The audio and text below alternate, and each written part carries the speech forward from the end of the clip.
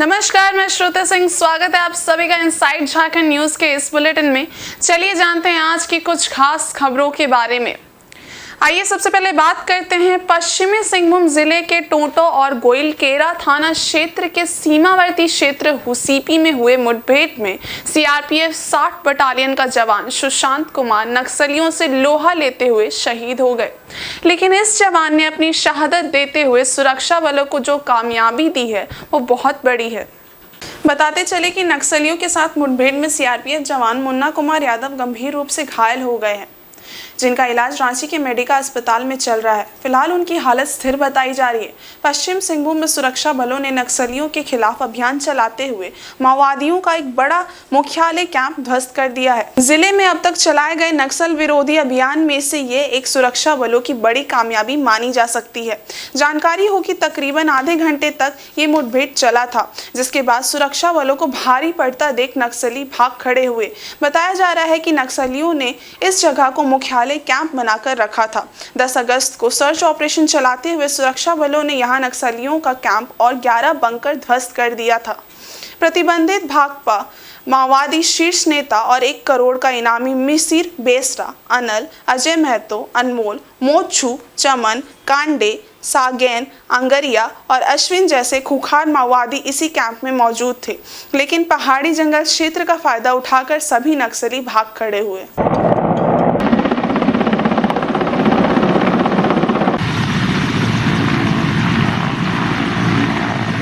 आज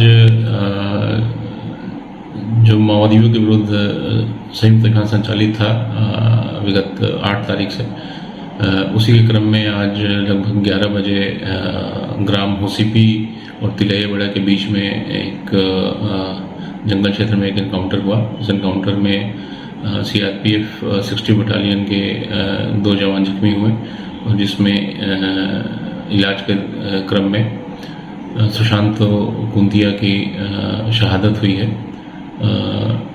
ये जिस प्रकार की सभी सुरक्षा बलों ने यह प्रयास किया कि उनको हम लोग सुरक्षित चिकित्सीय व्यवस्था उपलब्ध कराते हुए उनको सुरक्षित निकाल सके, परंतु जो जख्म था शायद वो बहुत गहरा था, जिसकी वजह से ज़्यादा ब्लड लॉस की वजह से शायद वो हमारे बीच अब नहीं रहे। सभी चाईबासा पुलिस परिवार एवं अभियान में शामिल सभी सुरक्षा बलों की ओर से हम लोग उनकी शहादत के लिए उनको भावपूर्ण श्रद्धांजलि अर्पित करते हैं और उनके परिजनों के साथ हमारी संवेदनाएं हैं। जो अभी लगातार ये अभियान संचालित है और हम लोग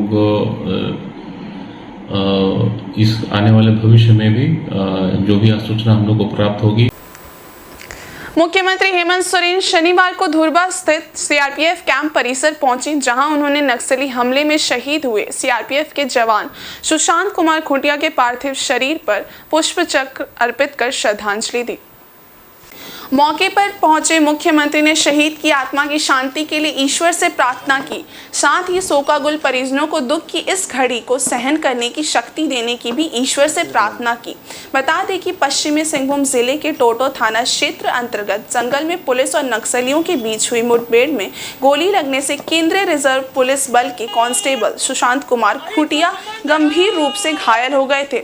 उन्हें बेहतर चिकित्सा के लिए हेलीकॉप्टर से एयरलिफ्ट कर रांची के मेडिकल अस्पताल में भर्ती कराया गया था, जहां इलाज के क्रम में उनकी मृत्यु हो गई। शहीद जवान सुशांत कुमार खुंटिया उड़ीसा के क्योंझर जिला के निवासी थे।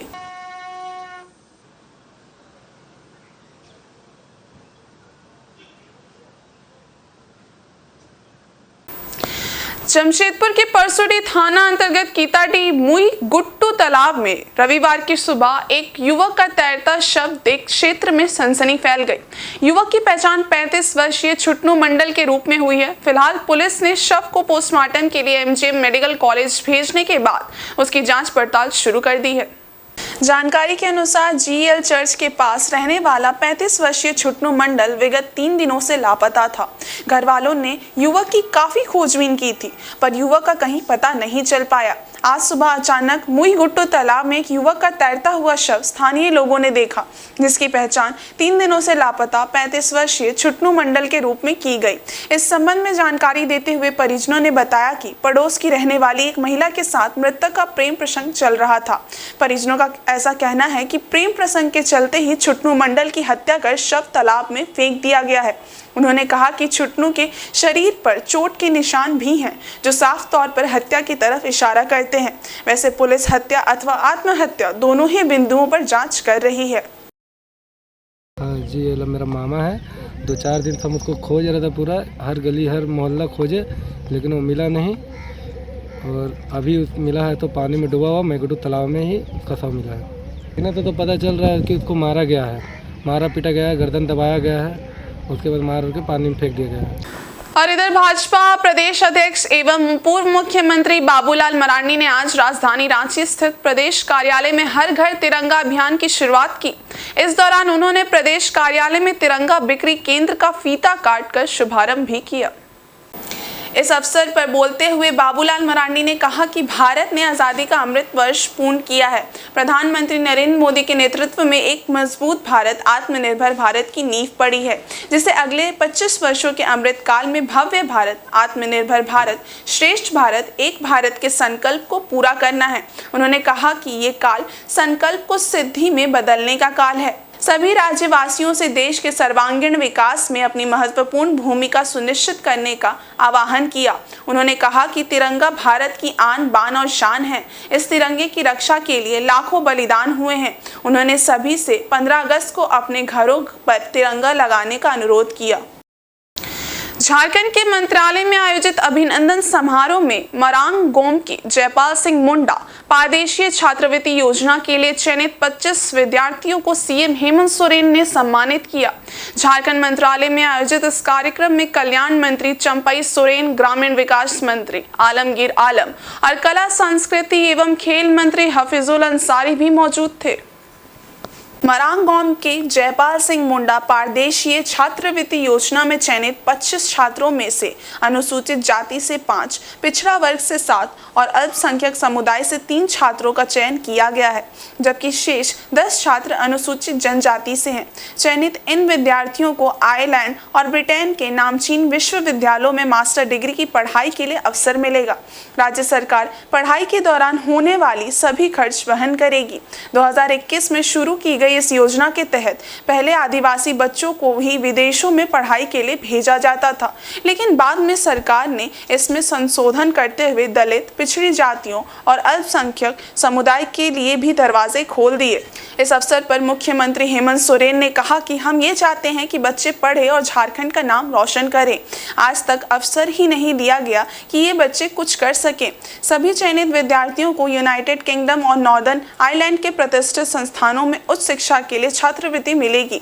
इस योजना की सबसे बड़ी खासियत है कि चयनित विद्यार्थियों की पढ़ाई के साथ साथ रहने, खाने और अन्य जरूरतों का खर्चा भी राज्य सरकार वहन करेगी।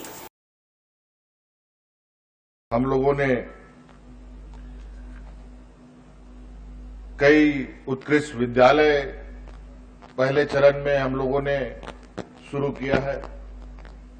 बड़े पैमाने में शिक्षकों की बहाली भी हम लोगों ने की है और अभी बहाली की प्रक्रिया चल भी रही है।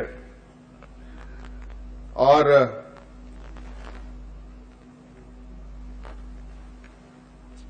कई सारे योजनाएं जो शिक्षा को लेकर हम लोग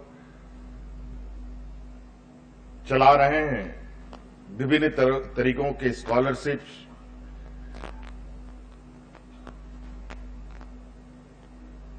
जिसके माध्यम से जो बच्चे, गरीबी का आलम यहां ये है कि कुछ दूर तक 5वीं छठे के बाद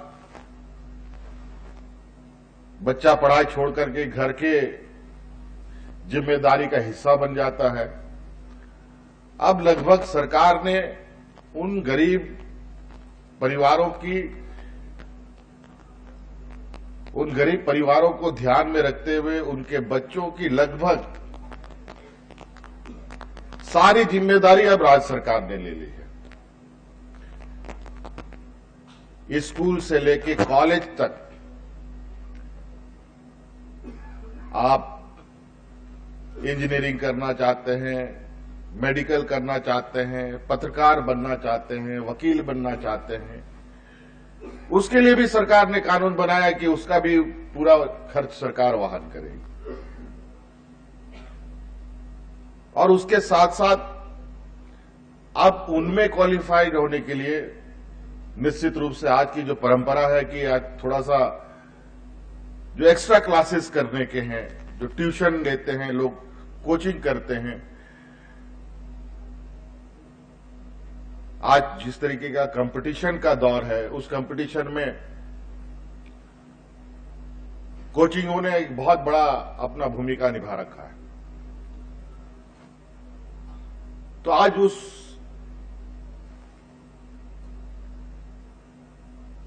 एंट्रेंस को आपको क्रैक करने के लिए जो कोचिंग करनी है, कोचिंग के भी जो खर्च आएगी वो भी सरकार वहन करेगी। ये भी हमने कानून बनाया। उससे अलग हटने का, उस बच्ची की पढ़ाई ना छूटे, इसलिए हम लोगों ने सावित्रीबाई फुले योजना चला रखा है, जिसके माध्यम से किशोरी बच्ची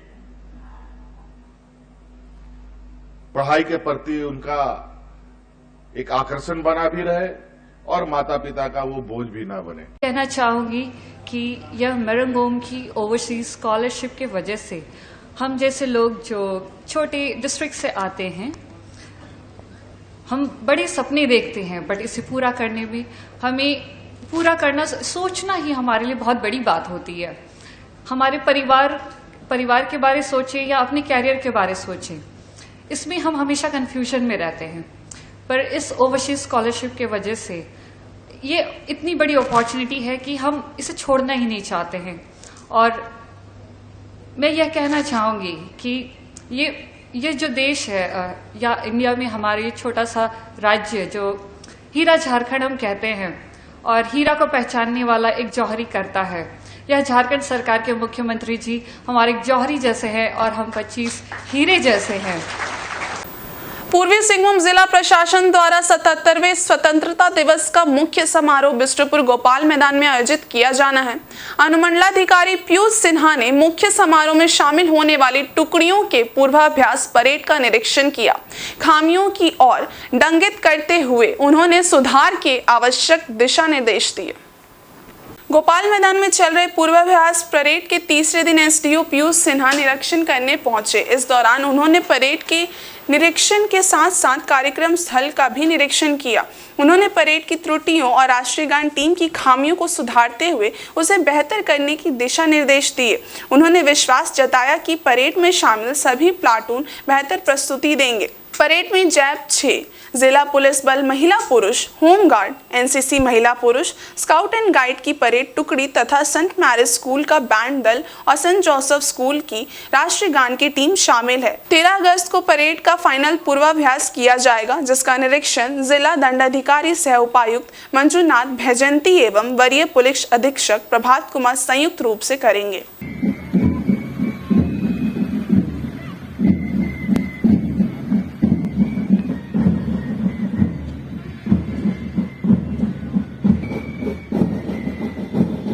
जितने भी टुकड़ियाँ काफ़ी अच्छा ये लोग परेड कर रहे हैं। कुछ जो इम्प्रूवमेंट वाले एरियाज़ हैं उसको हम लोगों ने पॉइंट आउट करके बताया है। तो यहाँ सर्जेंट मेजर हैं और जो इंस्ट्रक्टर्स हैं उसको फुली हमारा one of the best parades है। जिला पुलिस द्वारा पहली बार सीताराम डेरा उरांव बस्ती में रोजगार शिविर का आयोजन कर क्षेत्र के भटके लोगों को मुख्य धारा से जोड़ने का काम किया जा रहा है। दर्जनों लोगों को स्वरोजगार के लिए इस शिविर में 10,000 से 50,000 रुपए तक के ऋण दिए गए। बता दें कि विगत 2 महीने से अवैध शराब के कारोबार के लिए बदनाम सीताराम डेरा उराव बस्ती में पिछले दिनों पहुंचे जमशेदपुर के सीनियर एसपी प्रभात कुमार ने कहा था कि अवैध शराब के पैसे से जुड़े लोग इस कारोबार को छोड़ दें। उन्हें सरकारी योजना के तहत ऋण दिए जाएंगे जिससे वे अपना संतोषजनक कारोबार कर जीवन यापन कर सकते हैं। इसी वादे को पूरा करते हुए एसएसपी ने 4 दिवसीय रोजगार शिविर का आयोजन कराया है, जिसमें केंद्र सरकार की स्वाधीन ऋण योजना के तहत युवाओं और इच्छुक वासियों को 10,000 से 50,000 तक का ऋण बैंक के माध्यम से प्रदान किया जाएगा। इस मौके पर थाना प्रभारी भूषण कुमार और जेएनएसी के अधिकारी संतोषी मुर्मू ने कहा कि पहले इस बस्ती के निवासी अवैध शराब और खाने का सामान बिक्री करते थे।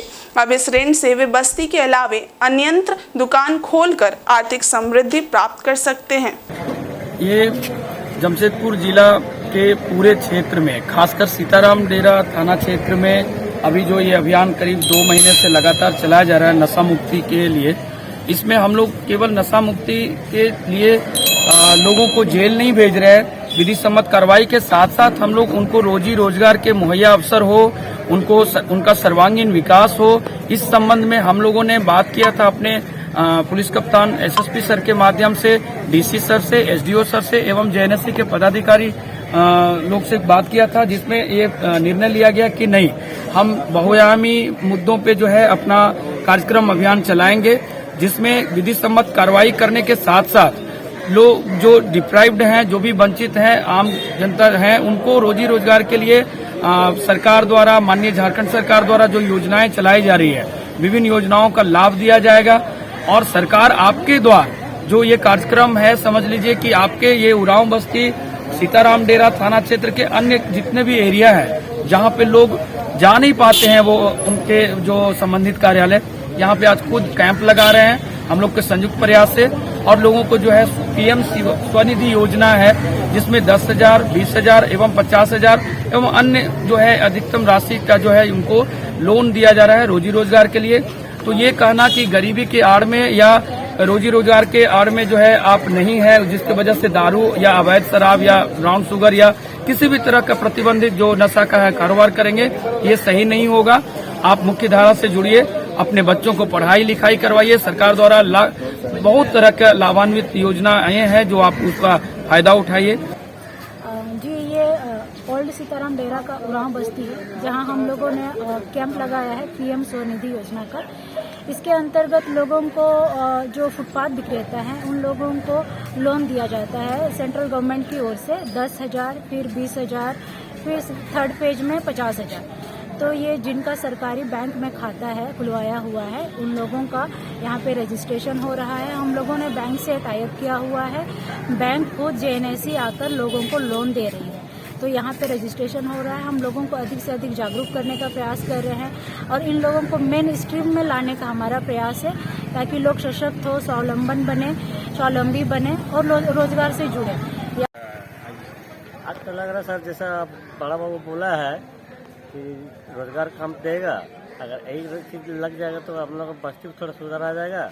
रात को जो आना जाना करता है उसको थोड़ा बंद हो आ जाएगा। जब रात को भी जो शराब पी के आदमी हल्ला उल्ला करता है ना, वो चीज़ हम लोग सोता है ना, आधा रात को आके शराब मांगता है।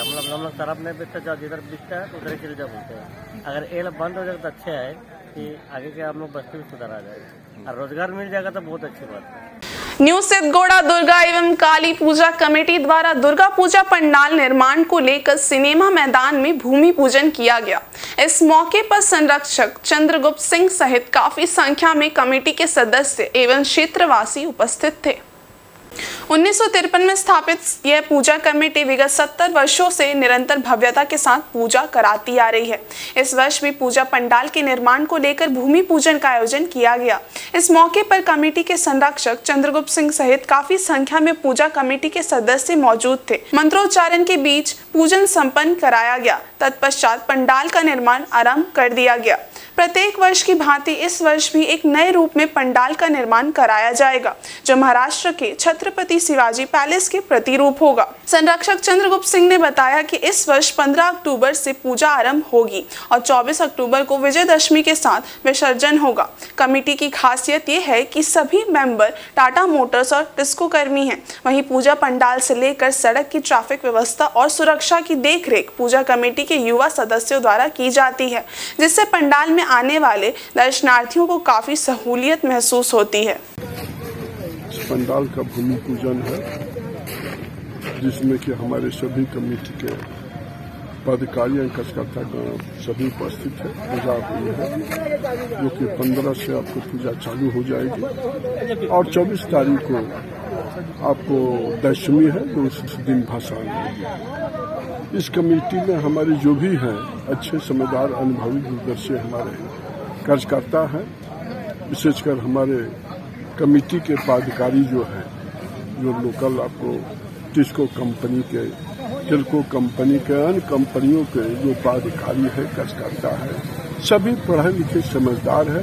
इसलिए अनुशासित ढंग से दुर्गा पजी एवं काली पूजा कमेटी जो शांतिप्रिय ढंग से पूजा करती है और दुर्गा माँ से ही अर्धना प्रार्थना करती है कि ये माँ शांतिपूर्ण से हम लोग को पूजा पंडाल और पूजा हो, यही आपको प्रार्थना है।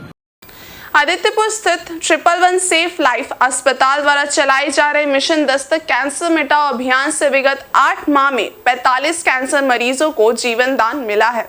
इस अभियान की शुरुआत 23 नवंबर 2022 में की गई थी। इसकी जानकारी देते हुए अस्पताल के निदेशक डॉक्टर ओपी आनंद और सरिता आनंद ने बताया कि ये अभियान कैंसर मरीजों के लिए है। वैसे मरीज जिनकी वार्षिक आय 8 लाख रुपए से कम है और वे पैसे के अभाव में आवश्यक कागजात तक नहीं बना पा रहे हैं, अस्पताल ऐसे मरीजों को कागजात बनाने में भी आर्थिक सहायता कर रहा है। उन्हें मुख्यमंत्री गंभीर बीमारी योजना से जोड़कर उनका मुफ्त इलाज किया जा रहा है। ये अभियान कोल्हान के साथ साथ संथाल परगना में भी चल रहा है। 8 माह में 45 मरीजों का सफल इलाज करा उन्हें स्वास्थ्य किया गया है। आगामी दिनों में ये अभियान सिमडेगा और खूंटी में भी चलाया जाएगा। डॉक्टर आनंद ने बताया कि उनके इस अभियान में क्षेत्र के समाज सेवी भी हाथ बटा रहे हैं। इस अभियान का उद्देश्य ज़्यादा से ज़्यादा ग्रामीण इलाकों के मरीजों को लाभ पहुँचाना है, जो जानकारी के अभाव में ना तो इलाज करवा पाते हैं, ना ही किसी से संपर्क कर पाते हैं। डॉक्टर आनंद ने बताया कि उनका ये मिशन सफल रहा है और आगे भी सफल रहेगा। मिशन दस्तक के दौरान हम लोग काफ़ी गरीब लोगों तक पहुँचे हैं, काफ़ी लोगों का इलाज भी हुआ है। इससे काफ़ी लोगों को इलाज करने में हम सफल हुए हैं और आई थिंक आगे भी हम लोग इसको अगर कंटिन्यू रखते हैं तो काफ़ी लोगों तक इस चीज़ का पहचान होगा कि यहाँ मिशन दस्तक के अंदर मुख्यमंत्री गंभीर योजना के तहत हम लोग कैंसर के मरीजों का इलाज करते हैं। उनको कुछ डॉक्यूमेंट्स देने होते हैं जो डॉक्टर यहाँ पे हॉस्पिटल उनको बता देता है, अगर वो यहाँ पे सबमिट करते हैं तो उनको ट्रीटमेंट करवाने में हम लोग सफल हुए हैं। अभी तक आई थिंक 1 साल से भी कम के समय में 45 लोगों को हम ये मदद पहुँचाए हैं और आगे भी हम चाहेंगे कि ये जो मिशन दस्तक है शहरी क्षेत्र में भी चले, क्योंकि शहर में भी ऐसे कई लोग हैं जिन्हें पता ही नहीं है कि कैंसर का ट्रीटमेंट कहाँ जाके करवाना है। बहुत सहयोग रहा, प्रचार प्रसार में लोगों तक जानकारी पहुंची, प्रिंट मीडिया का भी सहयोग रहा, सोशल मीडिया का भी सहयोग रहा और आप सबों के सहयोग से राजनीतिक दलों के बहुत सारे लोग आगे बढ़कर आए और अपना योगदान दिए, मदद किए, इस योजना को जगह जगह तक पहुंचाए। इसके अलावा सामाजिक कार्यकर्ता भी इसमें अपनी भागीदारी दी। तो मैं ये कहना चाहता हूँ कि एक समग्र रूप से मिल के समाज के सभी प्रबुद्ध लोगों ने, राजनीति के लोगों ने, अस्पताल के लोगों ने मिलकर जो अभियान चलाया ये अपने आप में बेहद सफल है। इस बुलेटिन में बस इतना ही। ब्रेक के उस पार हैं कुछ और खास खबरें। तब तक के लिए देखते रहिए इनसाइड झारखंड न्यूज। धन्यवाद।